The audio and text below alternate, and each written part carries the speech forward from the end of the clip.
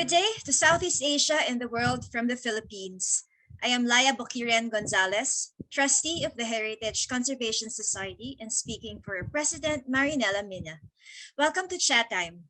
Our organization, the HCS, is a proud member of the Southeast Asian Cultural Heritage Alliance, or SEACHA.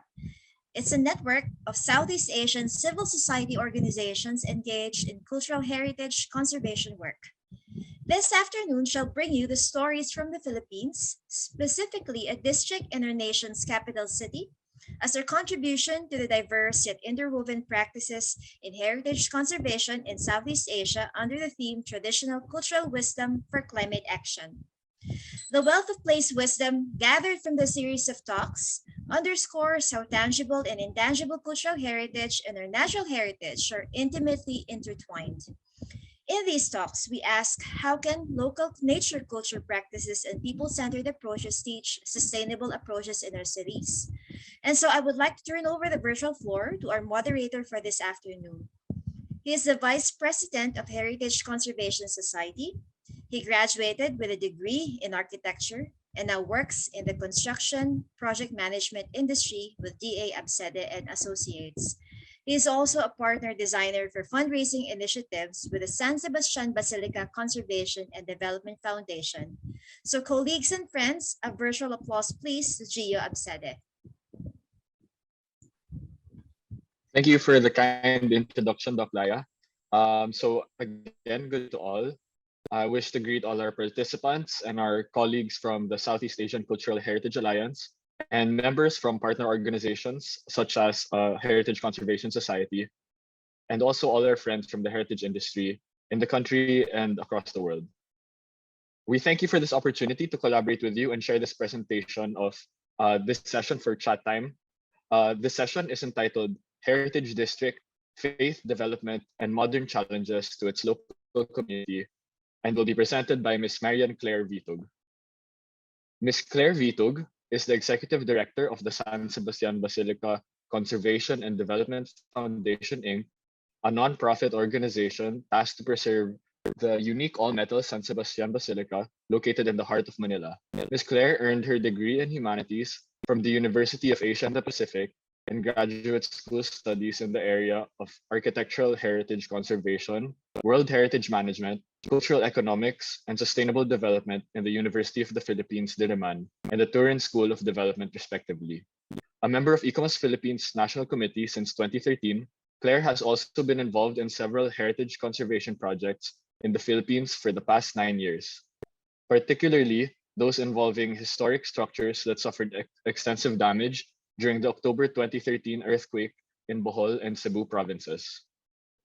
Ms. Claire's presentation will last about 45 minutes, and to all our participants, you may leave any questions you might have in the Q&A box so that Ms. Claire may respond to these during the 15 to 30 minutes before the end of the program. So Ms. Claire, whenever you're ready, the floor is yours and you may begin your presentation. Okay. Thank you, Gio, and thank you, Laya, for the very generous introduction. So again, my name is Claire, and as Gio said earlier, I'm the Executive Director of the San Sebastian Basilica Conservation and Development Foundation. We are the group that is in charge for preserving this very important all-metal structure in the heart of Manila. Now, before I actually proceed with my presentation, I just want to point out that the music you heard earlier, especially for our non-Filipino audiences or audience here, the song is called Manila. The title is Manila, and the artist is Hot Dog. So this was a song released sometime in 1976, and it talks about nostalgia, because in the Philippines, one of the sectors or one of the anchors of our economy are overseas Filipino workers. And it actually talks about the nostalgia of people living outside of the Philippines and for them wanting to go back to Manila. So if you get to check out the lyrics, you will see that there is this very positive and very optimistic tone in the lyrics. At the same time, it actually tells us that Manila, despite its chaos and the noise, it's still worth coming back to. So I hope at the end of this lecture, especially for my fellow kababayans here, it's something that we would also feel about our Manila. So yeah, let me begin my presentation right now. So this will actually be quick because normally I would prefer short lectures, and I love actually spending more time with the Q&As or the interaction with the audience. So I hope you don't mind. This would take maybe only 30 to 35 minutes at most, but hopefully I get to introduce concepts and developments in the Manila area, especially in Quiapo, that could really get the ball rolling in terms of our discussions later. So I think everyone now could see my screen. So let me just do this properly. Oh, there you go.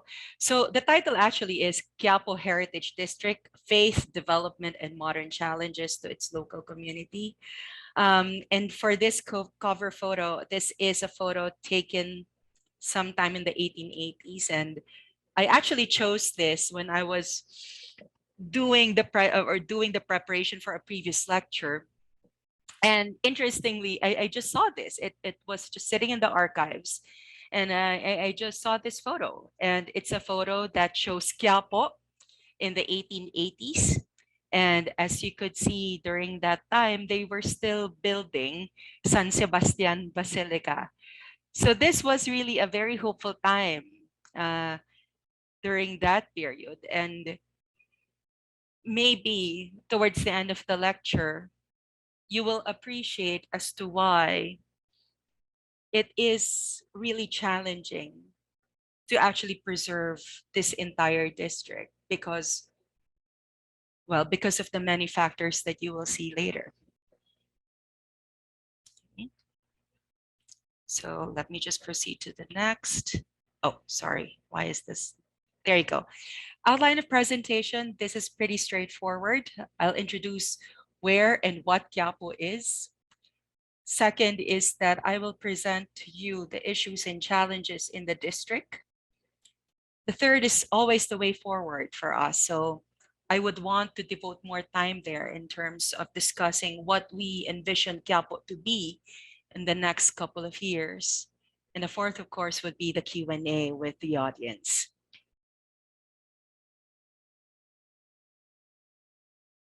Okay. First, Quiapo. Now, let me just situate the place here. So obviously we're in the Philippines and Quiapo is in the capital city of Manila.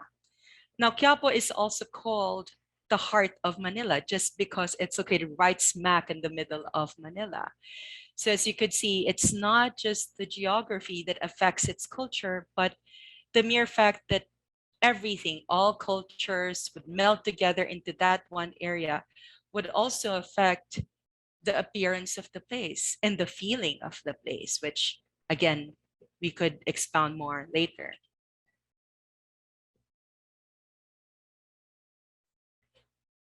Now, this is something that I have to insert just because the critical component of this lecture is that we have to also present this in the paradigm of climate change and how in Quiapo district or the restoration and preservation efforts here in Quiapo district would want to try or would attempt to actually address that.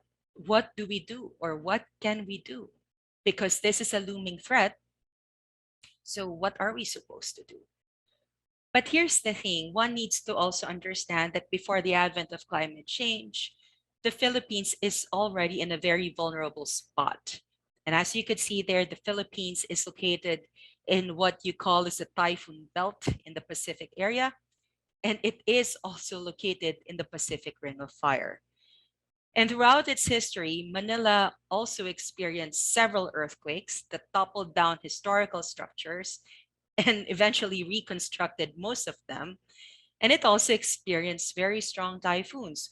Although of late, because of climate change, people or experts now would say that typhoons are getting stronger, and that I would also want to dwell on later in terms of our discussion on how we want to move forward with our efforts here in this district.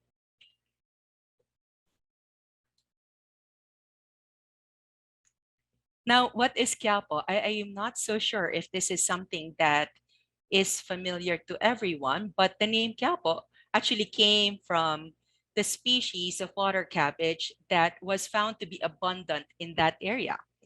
And the name of that water cabbage is Quiapo. Hence, Quiapo became Quiapo because of this.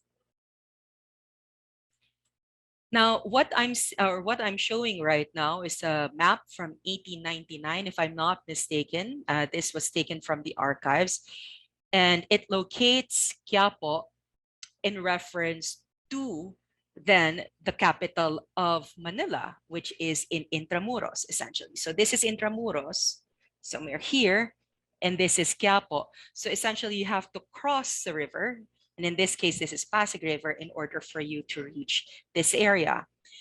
Now, Quiapo used to be part of what they call as Extramuros just because it is located outside of Intramuros. Now, the recorded history of the place, the initial recording of the existence of the place could be found in documents from 1578. These were written by Franciscan missionaries who actually Christianized the area and eventually built the very first church in Quiapo, which I will also discuss later. Now, since it is located essentially near the capital or in the capital nowadays, Quiapo has always been a center for trade, and at its peak, it actually became one of the primary beneficiaries or one of the towns that benefited from the Manila-Acapulco galleon trade that took place during the Spanish colonial period. So there was so much prosperity, and it actually shows in the remaining architecture of the period that could still be seen in Quiapo. Now, this is a painting. I believe this was painted sometime in the mid-19th century. The church that we're restoring wasn't metal yet because our church is the fifth San Sebastian, the fifth version of San Sebastian. What you have before you at the very end of the road is, I think, San Sebastian number 4, or the fourth San Sebastian, before it was toppled by a strong earthquake in 1880. But okay, let's not focus on San Sebastian first. We will have more time with that. But what I want us to focus on would be the street that leads to San Sebastian. And as you could see, the people as represented in this painting are actually well dressed, dressed in the traditional garb of the period. And look at the size and scale of the houses. They're pretty big. And even up until now, if you get the chance to visit this area, and if you get to visit us in San Sebastian, we could actually give you a very short tour of the area to appreciate the scale and the magnitude of these structures that were built during that period. So what does this mean to us? It only means that this area is very prosperous. In fact, in historical records in the Philippines, this district was considered to be the most expensive and most exclusive district in the entire country. So much so that the richest families in the Philippines lived in this area. So it's a very exclusive address where the rich and famous decided to reside. So that is Quiapo district for you, specifically Calle San Sebastian, which again, like what I said, could still be seen today. This is a photo. I think this was taken right after the church was inaugurated. San Sebastian was inaugurated in 1891. If I'm not mistaken, this was taken towards the end of the 19th century or early 20th century. And this is the same street that you saw earlier in the paintings. You could still see the huge houses. And right in the middle of the road there is now what we call as the tranvia, or I believe the term in English is tramway. So it's like a mini train system that flies through the main arteries of Manila during the period. So do remember this photo because we will refer to it later or in later slides.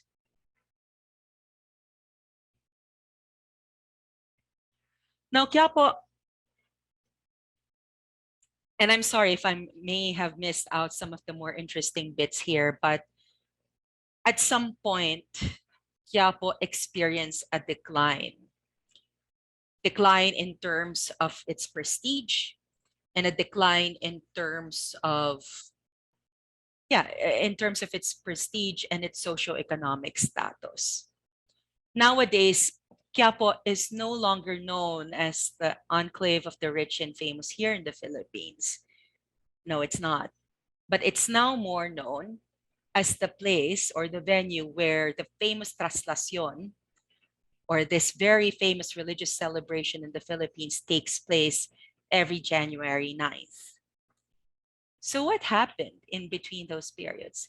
Some say, and I could go through this later, but some actually say that the start of the decline of Quiapo was the birth of the other financial districts in the Philippines in the middle of the 20th century, or sometime right after World War II. Because of that, some of the families and the businesses that were established in the Quiapo area during that period started to relocate to these new financial centers or to these new prestigious enclaves around Metro Manila, leaving behind Quiapo. So according to some historians, that's actually the start of the decline. Some say it's actually World War II. People got discouraged because of what happened in other parts of Quiapo when it was bombed out during the liberation of Manila in 1945. But who knows? I think the prevailing theory there really is that right after World War II, and with the birth of the new financial centers in the Philippines, the rich families and the big businesses started to relocate to those areas, hence leaving behind Quiapo. But yes, now Quiapo is known more for its religious fervor and more known for its faith that it manifests in its celebrations on a regular basis, I should say. Now, this is another photo of the traslación. I believe this was taken sometime in 2019, right before the pandemic. I had the chance to experience this at least 3 times during the last 5 years. And I could tell you right now, I have been to other countries in the world and I have been to other celebrations, even rock concerts. I've been to really crazy rock concerts in my life. But I would say nothing could beat the energy and the chaos that this event exudes. So again, remember the celebration I showed you earlier where the image of Jesus is being transferred from Luneta to Chiapa Church. Again, we could discuss that more later.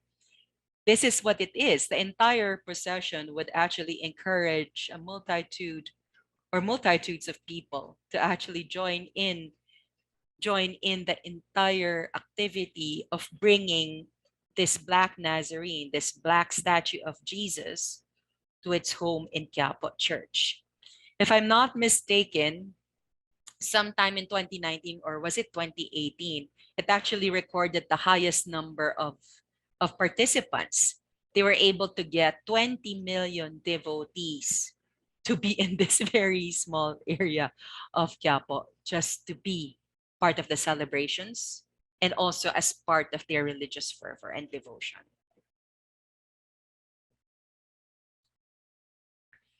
Now, Quiapo, a lot of students have already studied this area, but it is of late that people are beginning to collate all of these studies together because there is now this push to declare the entire district as a heritage district or to be recognized at least by any of the national cultural agencies that this area is worthy of a heritage zone designation. So it is now that we are collecting all of these data together. Oh, let me just emphasize this part. It's not just me who's doing all of this, nor is it just my foundation or the foundation that I represent that is doing all of these efforts.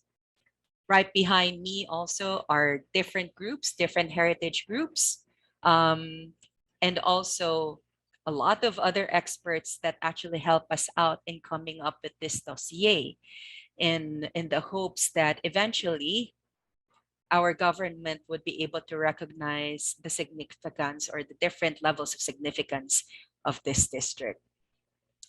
So Quiapo, foremost of which, in terms of significances, is its religious significance. For the past few slides, I only showed you the Catholic significance, but Quiapo is not just Catholic. Actually, there is a very dynamic Muslim community in the area, which actually started in the 1970s. And also in the area, you also have manifestations of Taoist and Japanese or even Chinese cultures being expressed in some of the buildings. So people are saying that it's not Quiapo is not just religiously significant because of its Catholic traditions, but it's religiously significant because of the many other religions that persist to exist in this area. In terms of history, there's no doubt that this area is a historically significant area, especially in terms of nation building. For our Filipino audience out there, I think you're familiar with the individuals that are shown here in this photo. And of course, foremost of which would be this guy right at the center, Emilio Aguinaldo, who happens to be the very first president of the Philippine Republic after Spain granted freedom to the Philippines back in 1898. So what's the significance of this one to Quiapo? A lot of the personages that formed the revolutionary government or Malolos Congress that was called in 1899, if I'm not mistaken, were residents of Quiapo. So again, as I said earlier, Quiapo is not just the home of the wealthy, but was also home to the most powerful people in the Philippines during that time. So this is what this picture represents.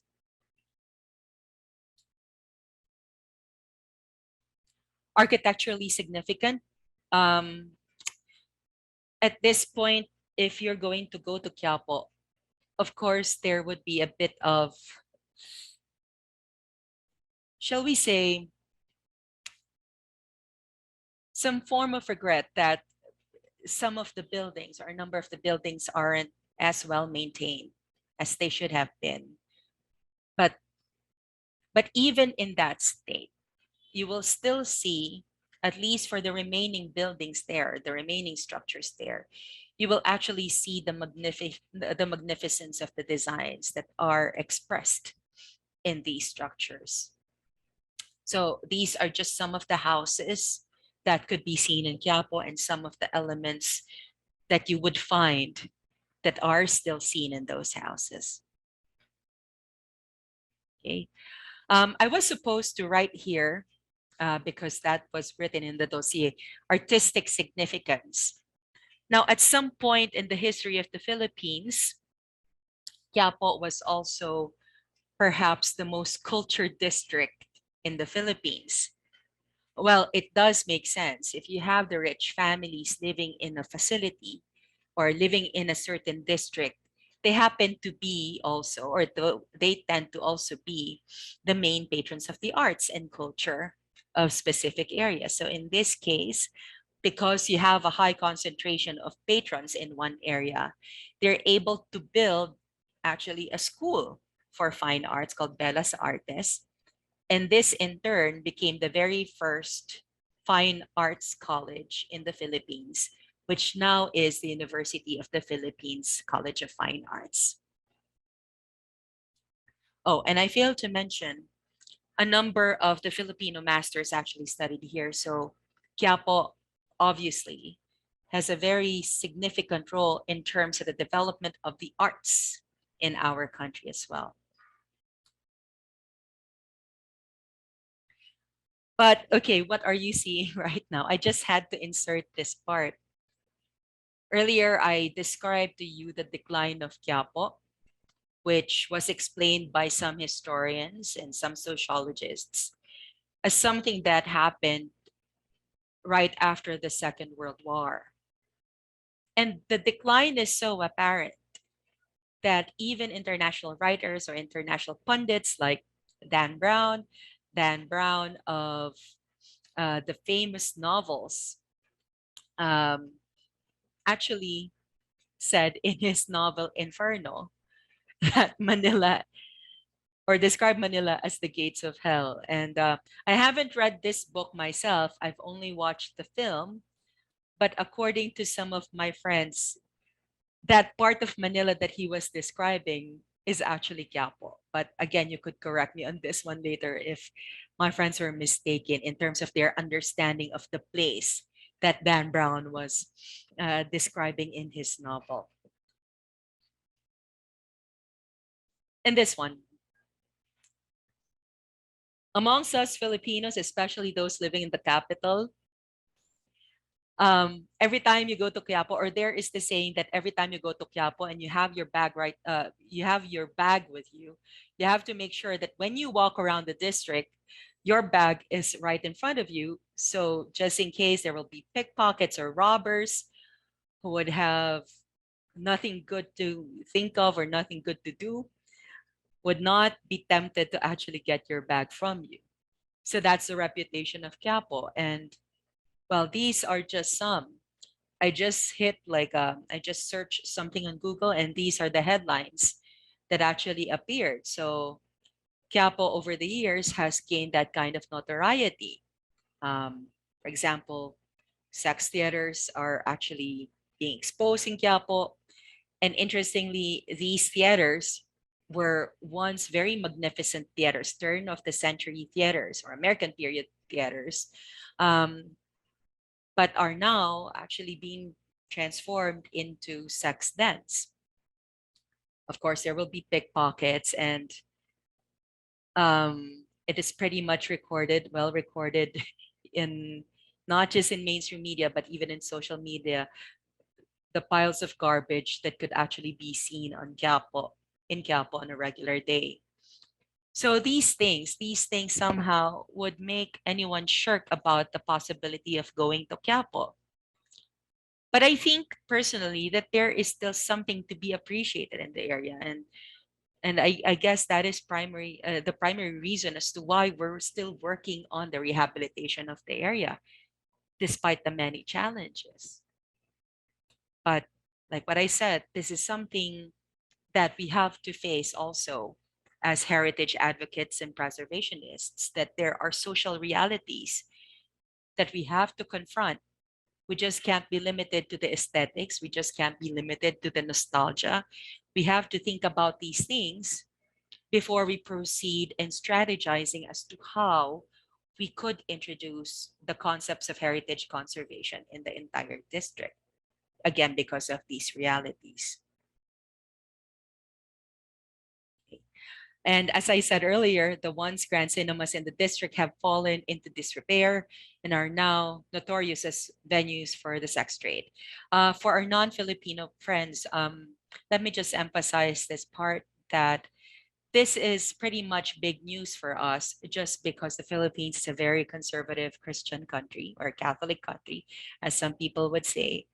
And up until now, sex trade isn't something that is legal or legally practiced in the country. So whenever something comes up like that, it becomes sensational because it's something that is considered still taboo in our own culture and in our own situation.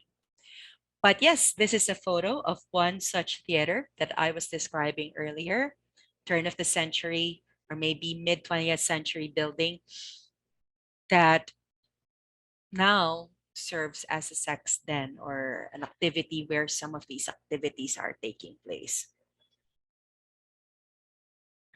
Issues and challenges in the district. Somehow, I was already able to relate to you some of the bigger challenges that we confront on a daily basis. But let me just show you some more. This is what I was referring to earlier about the destruction of Manila during World War II. And again, for those who are not familiar with Philippine history, Manila was actually the second most devastated city in the world right after Warsaw in Poland. And as you could see, it really leveled off a lot of historic centers, including Quiapo.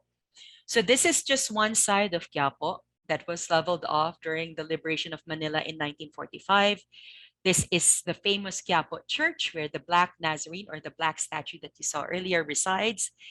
And somewhere on your top right, you could see the spires of San Sebastian. So that area of San Sebastian is still pretty much intact. And that's why people are saying that the destruction of Quiapo actually occurred right after World War II. Because if you're going to look closely at the photo, the big houses there are still there. It was still very much intact. So we could discuss this more later, perhaps in another lecture. But as I said, there are already theories that are floating with regard to Quiapo's decline. Most of the stately homes, the ones you saw earlier in the painting and that early or late 19th century photo of that street called Calle San Sebastian, most of them, they're now in a desperate state of neglect and disrepair. And some of them have even met the wrecking ball. In our latest count, I think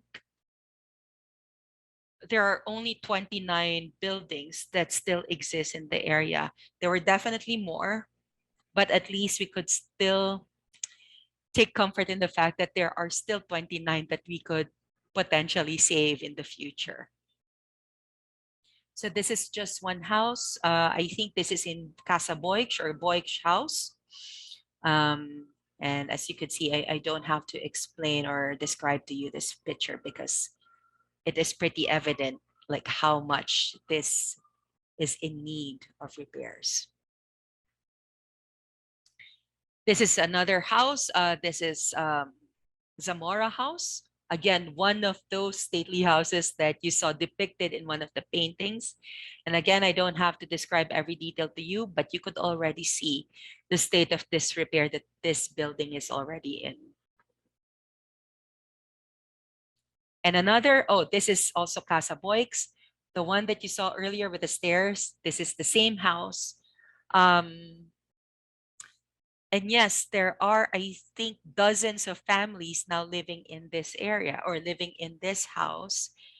And again, as I mentioned earlier, this is also in desperate need of rehabilitation, hopefully in the next few years or so.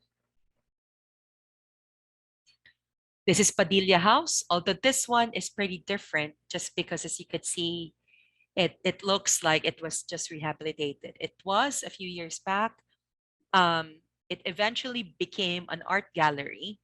I wasn't part of San Sebastian Conservation yet, but I was told that this eventually became a gallery, but now it's closed for some reason I'm not familiar with. But yes, this is a potential that one could see as to what could be done in the area.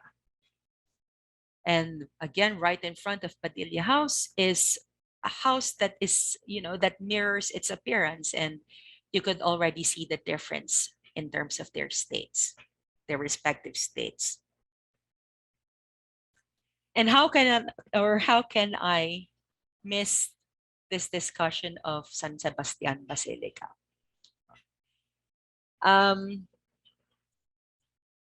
I delivered a lecture last week with the CBCP or the Catholic Bishops Conference in the Philippines. And my message there was the decline in San Sebastian actually mirrors or directly correlates to the decline of the surrounding neighborhood. Now, again, for those of you who are not familiar with San Sebastian is a church that is made of all metal or is an all metal church. It was completed in 1891. The metal of this basilica all came from Belgium. Okay. The designer is a Spanish engineer by the name of Genaro Palacio. So just in case you see an article in Google that says that it's Gustave Eiffel, it's not. But if I'm not mistaken, the same metal that was used, or the same foundry that actually forged the metal of the Eiffel Tower and the Orient Express towards the end of the 20th century, is the same foundry that forged the metal of San Sebastian. So that is how important this structure is. And for our non-Filipino friends, San Sebastian is the only all-metal basilica, not just in Asia, or not just in the Philippines, but potentially in Asia. In our research, I think there are less than 10 churches of its kind in the world, but potentially also based on research, San Sebastian Basilica could be the biggest of them all. Just as a side note, I was talking to the conservation architect of the Hagia Sophia in Turkey, because she also happens to be the conservation architect of another all-metal structure in Istanbul in Turkey. And when I showed her the photos of San Sebastian and maybe shared with her some architectural drawings of the basilica, she just can't believe her eyes, because she never thought that it was really this big. Because I think their church in Turkey is like 1/4 or maybe just 1/8 the size of this basilica. So it's neo-Gothic, and that's why for some people they say they get reminded of Notre Dame because of the Gothic elements that could be seen inside. So this is San Sebastian now. It's still there. And hopefully we could still prolong its life for another 100 or 200 or even 300 years with the efforts to save San Sebastian. This is what it looks like. And I just want to emphasize this part when I said earlier that the decline of San Sebastian is, well, directly correlates to the decline of the entire community. Because in the early years, the ones who also maintained San Sebastian were the rich families who resided in that area of Quiapo. So when that was gone, it was then difficult for the priests or the administrators of this church to come up with the necessary funds in order for them to maintain the basilica. And here are just some photos of the deterioration of the church. And again, you don't have to be a corrosion specialist or a metallurgical engineer to tell me that it's in a very desperate state. Some other photos of San Sebastian and its decline and deterioration. But more than the material deterioration, or more than the material challenges that we confront in Quiapo and not just San Sebastian, we also have these kinds of threats. I would only be able to discuss in detail our experience in San Sebastian, although I could assure you that some of our neighbors in Quiapo are also experiencing the same thing, that high rises are being built right beside their properties, which happen to be historic structures. But in this case, I would only allow myself to discuss San Sebastian because this is something I'm directly connected to. Now, there is a problem in terms of aggressive development in the area. Not that we're against development. We're not. In fact, we love development because for us, especially in the district, we think that it could actually bring in some economic reprieve to the current residents of Quiapo district or its surrounding neighborhoods. We do believe that. However, there are things that are non-negotiable, and that's how we see it. The non-negotiable things is that, or the non-negotiable thing here is that when you build something or when you develop an area, especially with an aggressive development like high-rise construction, one needs to understand that these buildings are already at the fragile state. So it's not just because, we're not complaining, not just because it will disrupt the visual integrity of San Sebastian or the other historical sites in the area. It's not just that. For us, what is most critical is that these kinds of development actually endanger the buildings just because they introduce movements, or they could potentially introduce movements or vibrations that could already compromise an already compromised material. In the case of San Sebastian, your already compromised metal could be further compromised, which could lead to actual safety concerns, which I could discuss more later. And this just doesn't happen in Quiapo. This also happens in other areas in the Philippines. So perhaps later on, I would say, I would venture into saying that this presentation is really a challenge for us heritage folks in the Philippines, or maybe even abroad, to think of really creative ways or aggressive or assertive ways in order for us to come up with policies that would address these kinds of activities. Some people are saying or are promoting the idea of a false dichotomy, that false dichotomy being it's development versus heritage advocacy, or development versus heritage conservation. It shouldn't be the case. These two things are not mutually exclusive from one another. They could actually live with one another so long as these methods or these proposed strategies or policies could actually complement one another. And hopefully that is also something that I would learn from our audience who are outside in the Philippines, who may have also experienced um, this type of issues in their home countries. Maybe we could learn from your experiences. Okay, so this map is really just showing the proximity of one construction to San Sebastian. So this is San Sebastian over here, and this is where that high rise is being built.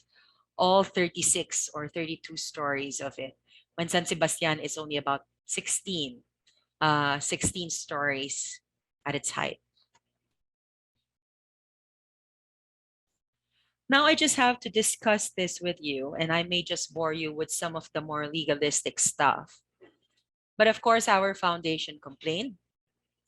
And like what I told you earlier, it's not just San Sebastian who's experiencing this. Other heritage sites or other heritage structures also have complaints in their own areas because buildings are also being built right beside their structures. For us, this is what happened. We actually filed, or we actually sent a formal letter to our cultural agencies in 2019 because we were asking, or I'm sorry, let me just repeat that. We actually wrote the letter in 2020. And then we found out that in 2019, these cultural agencies actually gave a clearance to the developer, and that there were conditions set by the developer. Now I'm saying this, maybe you're thinking, oh, but this is not just Quiapo, right? Clear? This is just San Sebastian. No, no, no. Like what I said, I want to emphasize that this also happens to the other sides. And this is just a classic case of what actually goes on with our agencies and their interaction with the other heritage sites around the country. So there were conditions apparently set by the agencies, by these cultural agencies, in order for them to grant a formal clearance to the developers. That the development, according to them, should respect or shall respect the architectural and structural integrity of San Sebastian. That a stakeholder's approval is also necessary to ensure that the development is acceptable to the community and other heritage property. And of course, this is the more administrative point, to secure all permits, clearances, and other requirements, including the approval at the national and local building permits. The first question is this: did the development respect the architectural and structural integrity of San Sebastian? There's really no way for us to know that just because we were not also consulted about the entire development. We haven't seen any of their plans. We haven't seen their methodologies or their construction methodologies. And this brings in at the forefront one other main issue in terms of heritage conservation in the Philippines. The protocols aren't yet set in terms of actual preservation. yes, we have a legislation called Republic Act 10066, or the Heritage Law of the Philippines, but that doesn't operationalize anything that would actually signify or point out how you could protect heritage sites in the country. So that is something that we're also advocating, how we could further improve existing legislations in terms of the protection of our heritage sites in the Philippines. The second point, a stakeholder's approval is also necessary to ensure that the development is acceptable to the community and other heritage property. And so far as we're concerned in San Sebastian, again, we're not consulted about this. We don't have any idea what kind of conversations took place, because allegedly there were conversations that took place with some so-called community members, although we were already given a list, and maybe we don't know if it's a valid list or it's a valid document that we receive. But one thing is for certain, in our group in San Sebastian, we were not informed. And I think it's also the same with the other heritage structures with similar problems in our area, that there was no consultation involved with regard to how we could safeguard the fragile buildings that are in the district. And the third, our lawyers in San Sebastian are, I think, are still waiting for some government offices to respond to their queries with regard to compliance in terms of securing permits. So see, we kind of started off the discussion earlier with the fact that the Philippines is in the Pacific Ring of Fire, is in the typhoon belt, that geographically, the Philippines is in a very vulnerable state in terms of natural disasters and also climate change. The other part is, of course, socioeconomic in nature. When you lose people who would actually support your heritage sites, what would happen to them? And third is this: the lack of actual protocols, the lack of actual standards that would try to safeguard, or that would attempt to safeguard your heritage sites. That hasn't really been established yet.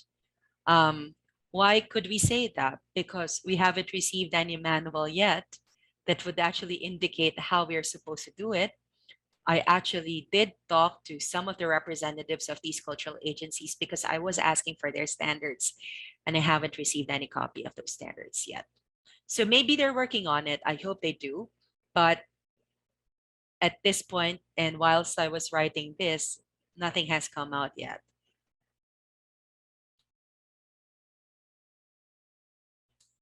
Okay. For us, and this goes beyond San Sebastian, when we launched a movement called Save San Sebastian before, we were opposing the condominium development. And we were hoping that we could inspire lawmakers and decision makers to participate in the protection of the Basilica through the development of standards, as I mentioned earlier. Okay.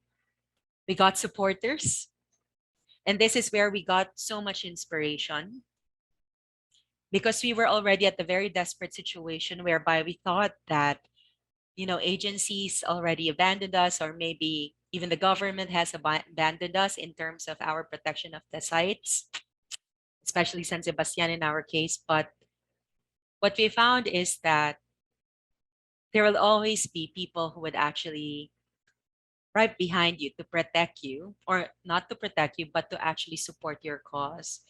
And this we found out later on when we launched Save San Sebastian.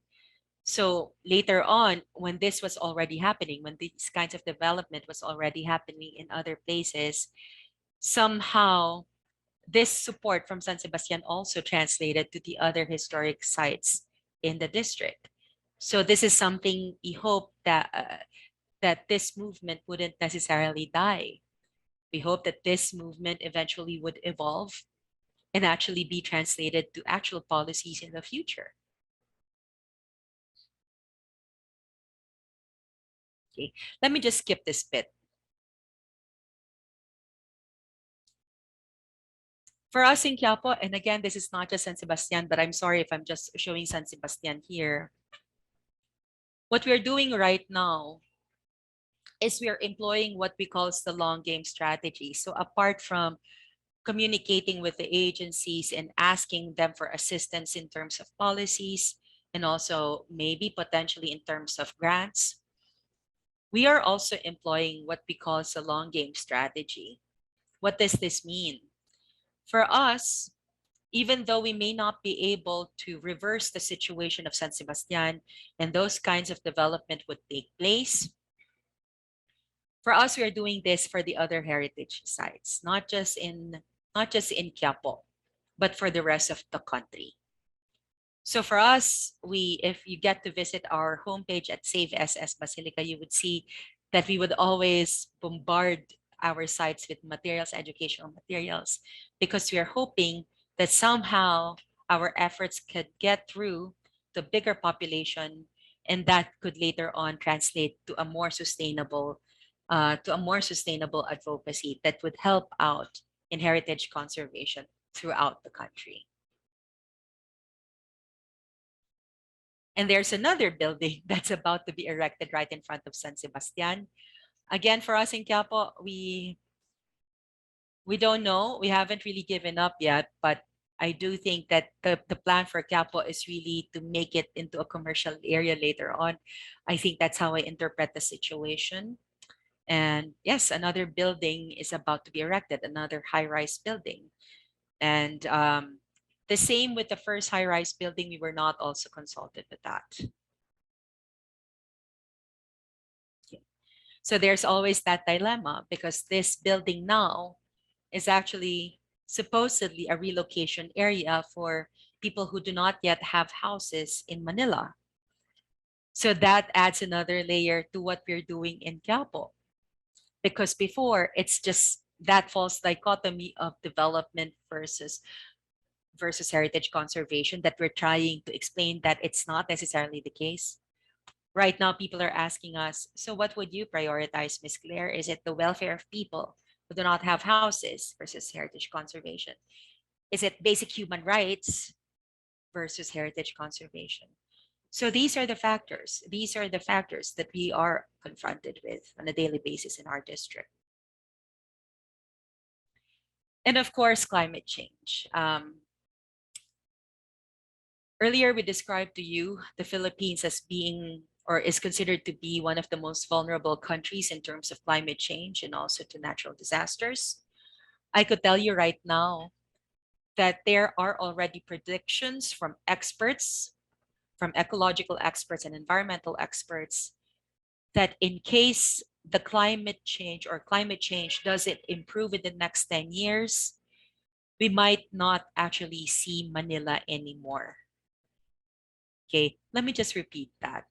Again, if we don't reverse climate change or have significant improvements in climate change, then what experts are predicting is that Manila might actually sink.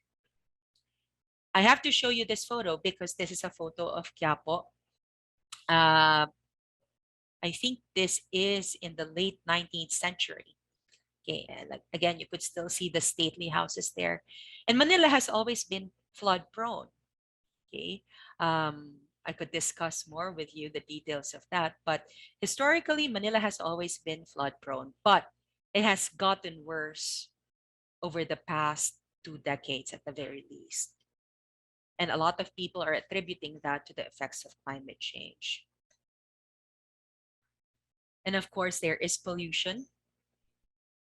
Decline of Quiapo actually saw this, and this is what I was saying about Quiapo having that notoriety that it's not exactly the cleanest nor the safest place to be in, especially if you're in Manila.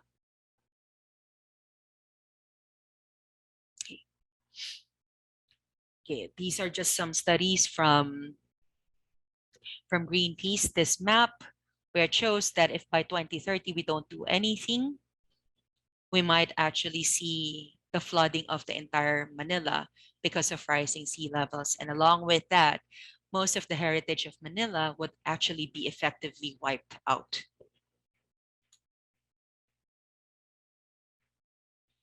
So what is our way forward then? Apart from the long game strategy that we are employing, what we see is that we always have to continually engage the community. You know what? Let me just share this thing with you. The problem in Quiapo is really difficult, I have to say. What I'm showing you is just really the tip of the iceberg. It's a problematic area, especially for heritage advocates or conservators like us. But what I could say is our biggest motivation of all would be the community that resides in this area. And that is why for us, what we think our way forward is really to continuously engage the community through community development programs like this one. This was developed in 2017 and we launched this sometime in 2018 or September 2018. It's called Bukas Quiapo Tours, and it actually is not just a regular tours program. It is a tours program where the actual community members get to participate in the actual activity and they get to share their stories to outsiders. So this is something that was really successful, if not for the pandemic. We had to cancel a lot of booked activities during that time, but hopefully this is something that we could reintroduce once the situation is clear. But yes, this is part of the long game strategy that we were trying to say. And these are just some photos of the Bukas Quiapo, where we actually literally open up Quiapo to the rest of the world, where we are actually saying, you know what? It's not as Quiapo is not as bad as you think. There are actually a lot of interesting things that you could see and a lot of interesting people that you could meet so long as you give it a chance. And that is why I think for me, the choice of Manila as the song that was playing out earlier was actually appropriate for our situation in Quiapo. It may look hopeless, but it's not. There's always that beauty that we could see in the area, and that is worth preserving and protecting. Okay. I'm just showing you some photos. Maybe if we have more time, I could discuss this with you more. And of course, this. Introducing Quiapo to new generations of people who would want to revisit what Quiapo was and what Quiapo would want to be in the future. Now, let me just rush this and try to end with this effort. As I said earlier, um, our group, along with the other heritage groups in Quiapo and other heritage experts in the country, have banded together to actually form a dossier that aims to declare Quiapo as a heritage zone. Why so? And as I described earlier, we need to be able to also protect whatever was left or whatever is left in the district, and to at least safeguard it from aggressive development that could potentially compromise what's left of our history in this area of Manila. So this was submitted in 2021. I believe there are things that we still need to work on in terms of the more administrative and governance materials that are required from us. But hopefully in the future, maybe in the next 2 years or so, this dream becomes a reality for us. Okay. And if this becomes a reality, you're looking at these houses in pink and the sites in green that would be protected. Like what I said, there are still 29 houses left. And if you're asking me again, why are you still being optimistic? A lot has been destroyed already. A lot has been demolished to pave way for new developments. I would say, well, there are still 29 left. So this is something that we could still definitely work on. And I think that's about it for everyone. So yeah, I think now it's the time for the Q&A. I do hope you don't mind. No, I actually exceeded the 30 minutes that was only supposed to take me to discuss our efforts in this very important district of Quiapo. Thank you. Thank you, Ms. Claire, for that presentation. So while everyone has a little bit more time to think of their questions, I just wanted to highlight how, while it's not often addressed, the location of Manila and the environment in which the community holds its events is something that's often overlooked. But at least now there's a little bit more awareness on disaster risk reduction management in terms of heritage, and also I guess more community ground level plans of how to address these how to address these problems. And it's also extremely vital to take note of how diverse the community in Quiapo is, from the high volume religious and cultural spheres of influence present. And I think it offers a very unique experience, that seeing that relationship between the physical environment in the same way Miss Claire showed in the photos, and the cultural activities that take. But yeah, like I said, and all these rich histories in the buildings surrounding San Sebastian and in those streets. It was the birthplace of various artistic styles. These aspects are often overlooked because we often might forget the sense of stewardship that we have, not only as a country, but maybe in the local level as well. What kind of stewardship we have with our cultural properties. And I think another important aspect that Ms. Claire talked about was the idea that heritage is not conceptually anti-development, which is a really frustrating misconception that we have when we see this new developments with high-rise buildings. So we hope to change that mindset. All our organizations are trying to, I guess, give the platform for education, that there is the avenue for heritage-driven development. We only need to understand limitations, or be concerned with the physical that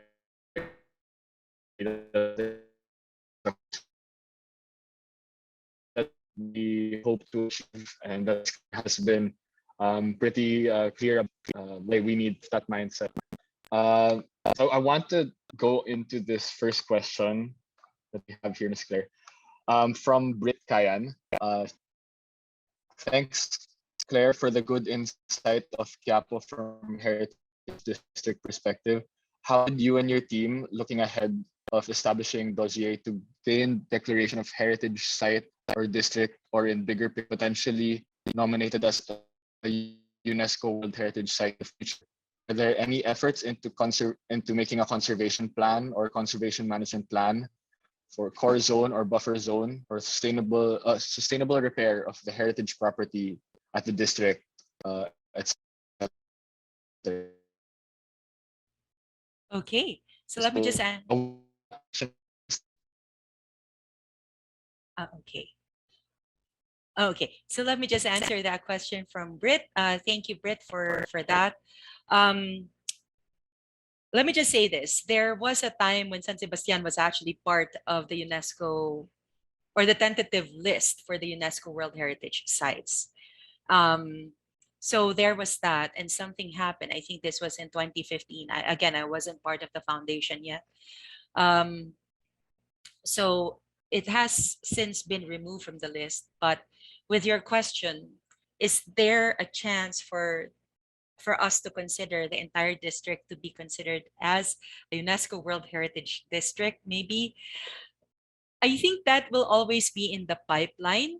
But I think what we could definitely work on right now is to first have that national declaration first, or the national recognition first, that the district is actually historically, aesthetically, and architecturally significant. So that's one. We secure that first before we could actually venture further into a possible World Heritage listing. Let me just also share this. Another site. So it's San Sebastian, and there is another structure. Oh, there you go. It's Casa Boix, that was actually part of, well, it's not a tentative list for UNESCO World Heritage, but actually was part of the World Monuments Fund list for sites that are endangered. So see, there is already that recognition from international bodies of the significance of these structures that could be found in Quiapo district. So for us, I think that is a pretty good way to start. with your question, okay, I'm just breaking down your questions right now, Britt. Are there any efforts into conservation plan, conservation management plan, core zone, buffer zone, sustainable repair? Yes, definitely in San Sebastian, we have our own conservation management plan, which we have since operationalized. That's why we could proceed with works with such ease. The only problem right now is really the resources, because to rehabilitate an all metal structure is pretty expensive. In our latest forecast, that would cost us about 30 million, 20 million to 30 million US dollars just to put some basic rehabilitation in the all metal basilica. So if you're talking about 29 other structures or 28 other structures or sites, that would really cost a lot of money. But definitely the desire is there, but we can't proceed with that unless we get the buy-in of the entire community. So definitely that is something that we're still working on, and hopefully I could get back to you maybe in 3 years time and tell you that this is what happened because of our continuous efforts to engage the community, that we're able to actually come up with the resources necessary to rehabilitate the entire district. um oh, so Gio, what you want me to proceed to Oh his yeah. second? Actually, if I could just interject and maybe seek clarification on that. So the San Sebastian Basilica has its own conservation management plan, Mhm. but not so much Quiapo as a district. Okay, that's interesting. None Okay, yet, none yet, because what is necessary, at least in our experience here in the Philippines, no, is that before you could come up with a good conservation management plan, you should have already engaged the community right, members right. that are that should participate in the effort. And Mhm. in this case, and I have to be transparent here, of the 29 structures that we identified in our dossier, not all of the owners know yet exactly what they could do with their properties. So for us, at least in the foundation and the other heritage groups that are in the area, we think it's our responsibility to be able to bridge that gap in terms of their knowledge of what else they could do with their historic properties. So for us, again, it's really the long game strategy. It's not going to be an overnight thing, definitely. It's something we have to do at the community level. And as you saw earlier with my interaction or with our interaction with the national agencies, we always interrogate them, we always challenge them to come up with standards that would actually contribute more or benefit more heritage sites in the future. So yes, Gio, no CMPs yet for the Right, entire right. Quiapo. Because So yeah, I know that well, obviously we know that Intramuros has its own CMP in for its whole area, and then the city of Manila, right, with the Department of Tourism, Culture and Arts, are trying to make these tourism circuits with each of the districts. So I mhm. was wondering if it tied in any way to what you mentioned, but that's interesting. Okay. You know what? Uh, Okay, since you mentioned that, sorry if I need to mhm. say something about Go that. ahead, go Since you ahead. mentioned that, the city of Manila actually identified us as a pilgrimage district. Mm-hmm. So there is That's the that main kind, thing. yeah, there is this that kind of respect to the existing religious traditions that reside in the area. And we're thankful to the city of Manila for coming up with that. But hopefully that could be followed up, and hopefully something concrete actually would happen in the Right. next 5 years or so. Maybe a bit more structure for that. Okay, that's great. So we'll move on to the follow-up question here from Britt. Also, what are the community engagements or empowerment initiatives or activities aligned with the proposed 2021 declaration to way forward? Okay, I think it's really that. It's really the education um, and the raising awareness bit, especially for the other heritage property owners. It can't be avoided that some of these owners would say, you know what, Claire, it's very expensive to maintain a building. We would, if if if possible, we will just have something new built in this area instead of preserving this. Because as we know in preservation, sometimes it's not sometimes, but oftentimes it's more expensive to restore than to build something new. So there is that primary concern.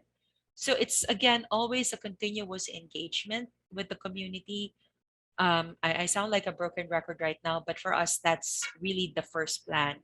The second plan, and I have to mention this, our other colleagues in this Quiapo effort, like Bacas Pilipinas and Ateneo de Manila University, um, have teamed up and are now coming up with a study called Buhay Quiapo or Life in Quiapo.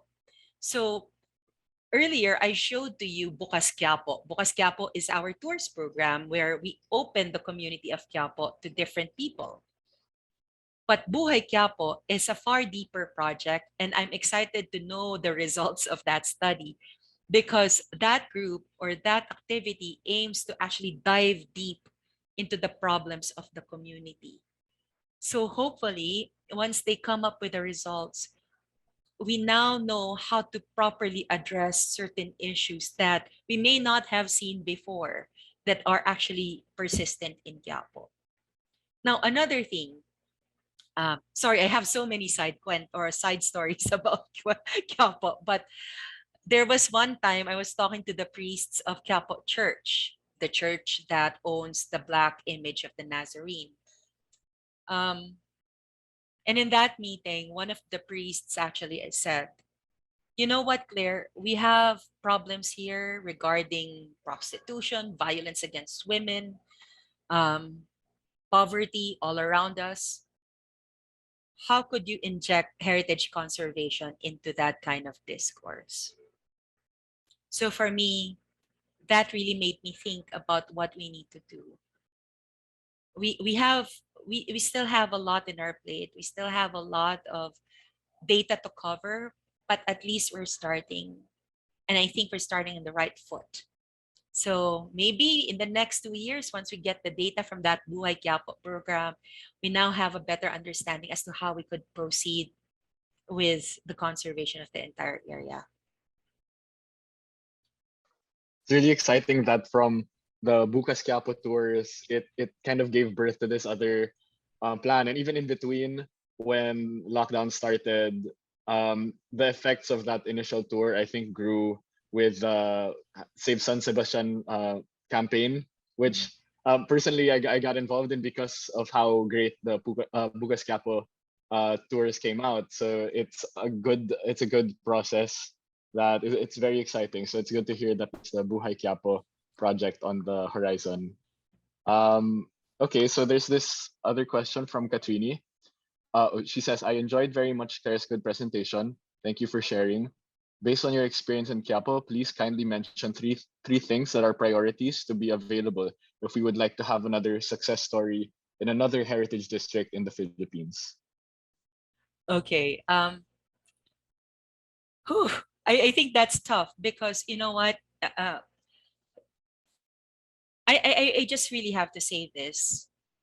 When I got on board in Quiapo or in San Sebastian rather, there was already an existing movement. It was still small. Well, we're still small, but it was smaller then. But at least there was something that we could start with.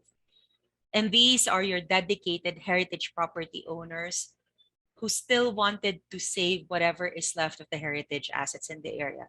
So I could say the most critical element there is that you have a dedicated community of supporters that will support you in your endeavor. Because if you don't have that, it will be actually difficult for you to even start with any rehabilitation plan of the area. So that's one. Second, I think what also worked for us in the last 3 years is the transparency in terms of our challenges here in Quiapo. I think it does help that we're not hiding these things. We're also not hiding our limitations in terms of how we do things in the rehabilitation of our district, because it actually opens up to more opportunities for other people to help you out. So for this instance, I mean, the questions alone from our colleagues in, I think, Malaysia, and I don't know where Katrini came from, but that in itself, those questions itself, I see them as opportunities for collaboration. And if I didn't tell you what challenges we had in Quiapo, I don't think you would have also asked me these questions or provided your comments. So for us, transparency is also key. So you have a strong community of supporters. you have transparency. And the third, and this may sound cheesy, because I'm really a huge believer of trust in communities and systems, there really has to be trust involved. I have to I have to emphasize the part that when I came on board, it was pretty difficult to work with stakeholders. Of course, because I was new, what could you expect? But here's the thing. Once I gained their trust, it was easy for us to propose projects because they know whatever we are proposing, we could actually deliver. Or if we're not going to deliver, at least they know that we're going to be transparent enough to say that we actually failed, but would you still give us a chance with another go or with another project? Then they would, they would normally assent to whatever suggestions that we have. So those three, I know it sounds cheesy. It's not, it doesn't sound concrete at all, but you need that. You need dedicated people. You need transparency. You need trust. And in terms of systems, unfortunately, here in the Philippines, we still have a long way to go in terms of creating protocols for the safeguarding of our heritage sites. I've been in this industry. I mean, I'm still quite young in this industry. I've been working for 9 years, but I'm lucky enough to be exposed to different projects in the Philippines, for most of which are those projects that tackled vulnerability of sites because of natural disasters. So that for me was my baptism of fire. But you know what? Here's what I learned working in those communities or working in those projects, that even with that kind of adversity happening in your site, so long as you have a community of supporters behind you, it would be easy for you to actually rebuild and protect what is left of your heritage. So I think that's it. Sorry if it sounds quite philosophical, but that's how I experience it. And I think that's how I also see it in the success stories of other heritage sites. Oh, it says Katrina here commented that she's from Indonesia to answer your Oh, question okay. earlier. Hello. Yeah. Hello, hello.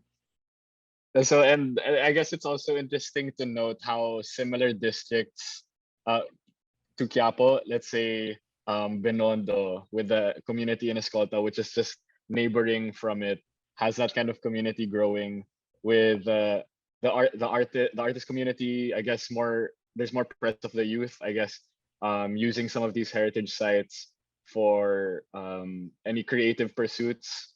And like Ms. Claire said about Quiapo, how some sites are not just turned into museums but art galleries. That's something to hold on to hope for, right? In at least for similar districts. And I see after, if Escolta has the first United building, which is kind of what San Sebastian would like to do for the rest of Quiapo, it sprawls outward, and there's been attempts to, I guess, activate other heritage sites on the street. And the building owners there, I'm sure Miss Claire, you're friends with a lot of them, are open to that Yeah. that shift, that paradigm shift, right? With how to use the space, how to use the streets, how to reactivate the community. So yeah, those points are really good to flesh out here. Mhm. And I think it needs to be said that we as heritage advocates and preservationists, we need to be extremely patient.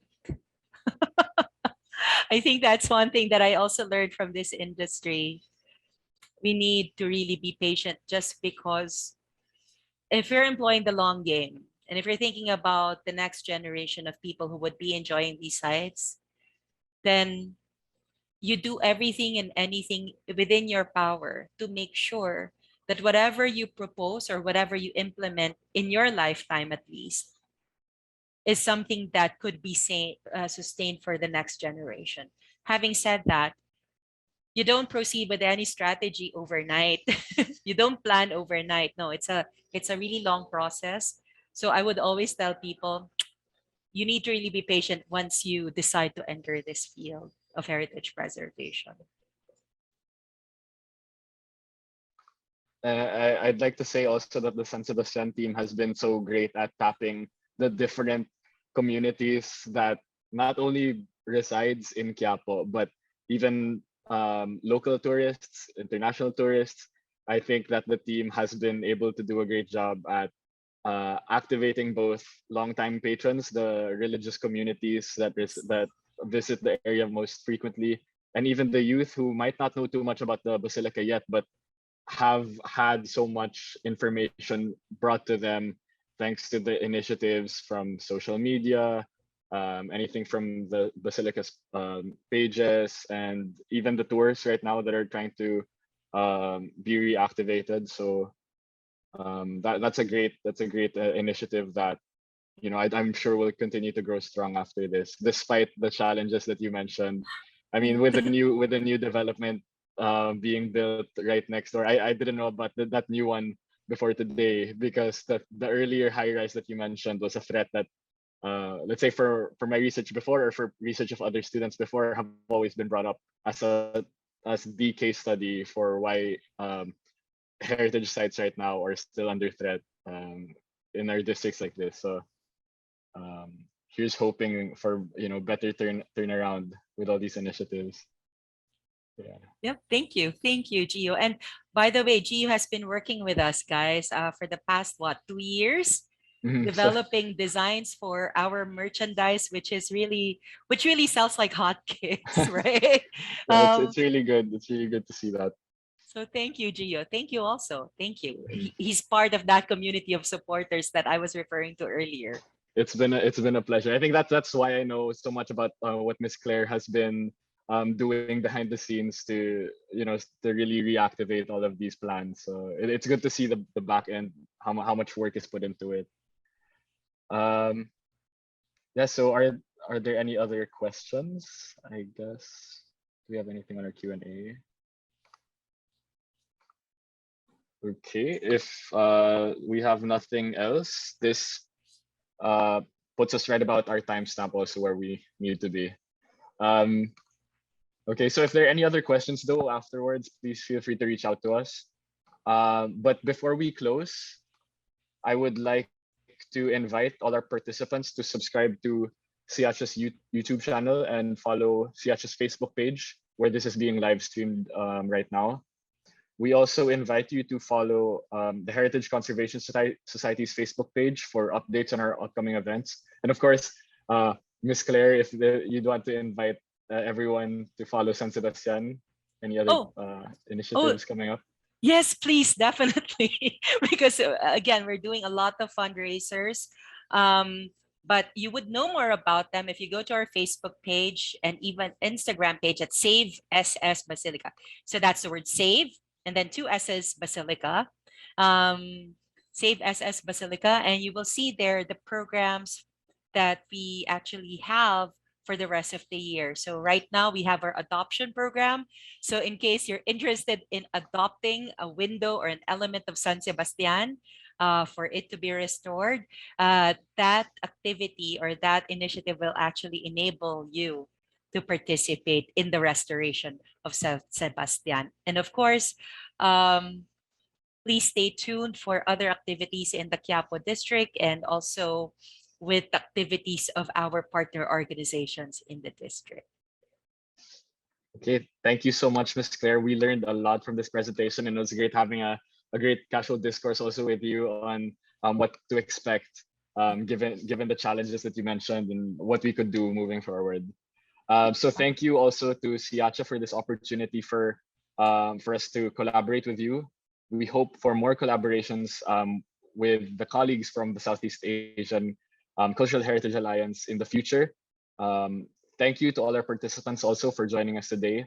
So stay tuned again for more events hosted by both Siacha and HCS, and for the initiatives of San Sebastian Basilica Conservation and Development Foundation, Inc.